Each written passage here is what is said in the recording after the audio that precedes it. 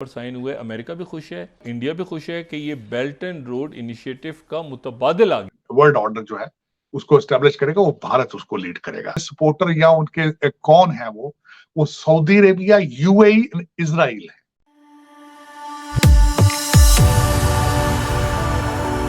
जय हिंद दोस्तों, इस वीडियो को लाइक और शेयर करना मत भूलिएगा।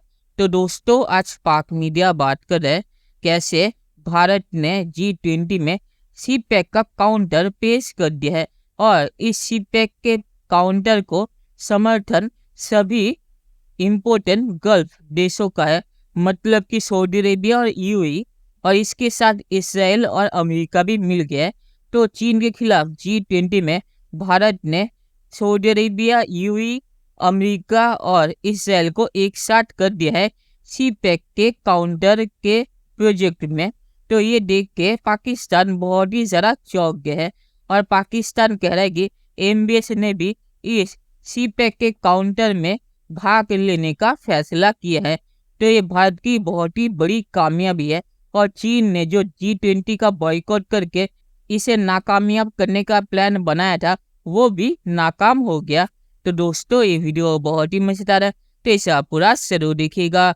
तो चलिए और इंतजार न करके ये वीडियो देखते हैं।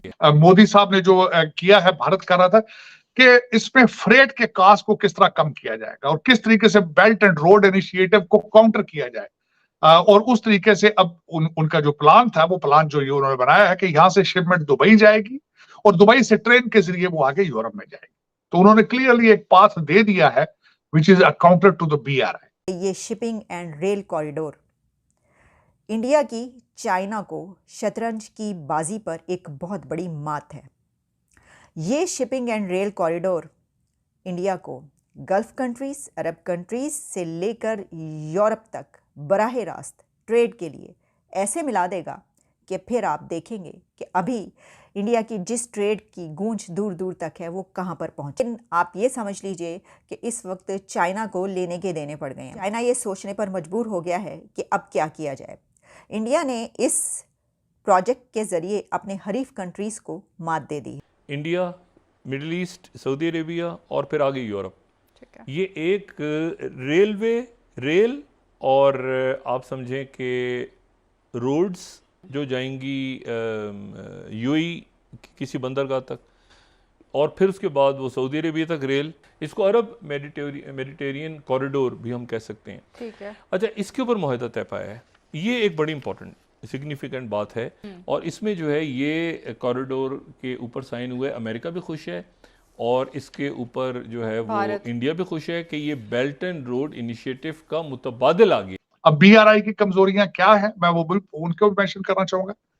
एक तो BRI को समझा जाता है कि डेट ट्रैप है फॉर द डेवलपिंग कंट्रीज, जिसकी मिसाल आपके सामने श्रीलंका की मिसाल मौजूद है कि उनका एक डेट ट्रैप था जिसके अंदर वो फंसे और बैंकरप्सी तक चले गए। अब दूसरा विक्टिम सामने पाकिस्तान नजर आ रहा है, लेकिन पाकिस्तान को मैं विक्टिम समझूं या बेनिफिशियरी समझूं, उन्होंने जो 26 करोड़ बिलियन डॉलर के वीजे खरीद लिए, पाकिस्तानियों से डील करना इतना आसान थोड़ी है। वो देखें, वो तो चाइनीज देखेंगे कि फ्यूचर में either it was a good decision और बैड डिसीजन, लेकिन वो फंस गए बेचारे। वहां पे बलोचिस्तानी जो है, वो हमारे बलोच भाई जो है वो अलग अपना हिस्सा मांग रहे हैं, पंजाबी भाई अपना हिस्सा मांग रहे हैं, ब्यूरोक्रेसी अपना हिस्सा मांगती है।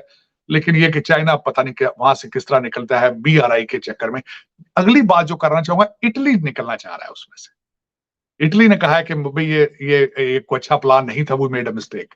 सो there is already sour taste, there is already bad there's a bad reputation in the for the BRI के हवाले से। और उसको पीछे जो सपोर्ट कर रहा है वो चाइना की स्लगिश इकोनॉमी है। इस वक्त कोविड-19 के बाद वो अपने सप्लाई चेन रिस्टोर नहीं कर पाए। ये चाइनीज को भी पता चल चुका है कि कोविड-19 के बाद इस almost a new world order, जिसका मोदी साहब ने भी जकार्ता में जाकर डिसीजन किया।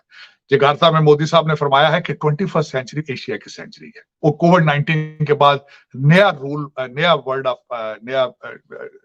ऑर्डर जो है उसको एस्टेब्लिश करेगा, वो भारत उसको लीड करेगा आगे।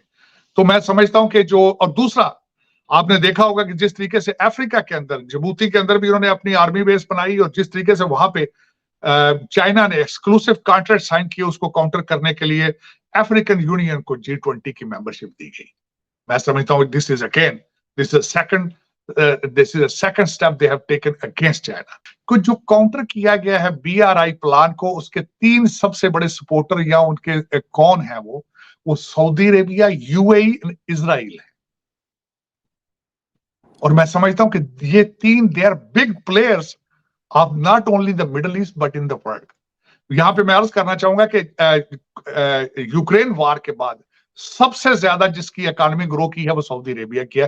8.7% उनका रेट था इकोनॉमी ग्रो का, क्योंकि रशिया के ऊपर एम्बार्गो था तेल का, और उसका सबसे ज्यादा फायदा सऊदी अरेबिया ने उठाया। दूसरे नंबर पर कुवैत ने उठाया उसका फायदा, और UAE भी उसमें है। और इजराइल का आपको पता है कि उनकी इस वक्त टेक्नोलॉजी के लिहाज से और उनकी क्या उनका फ्यूचर है। इजराइल सबसे ज्यादा इस वक्त पॉपुलर है। न्यू स्टार्टअप सारे जो होते हैं technology related, they started from Israel. So इन 3 जो है सबसे बड़े, ये जो जो अगला जो इनिशिएटिव हम बात कर रहे थे कि भारत से जो निकल के यूरोप तक चीजें जाएंगी, इनका सबसे बड़े सपोर्टर ये 3 कंट्रीज हैं, सऊदीज, UAE और उसके बाद इजराइल।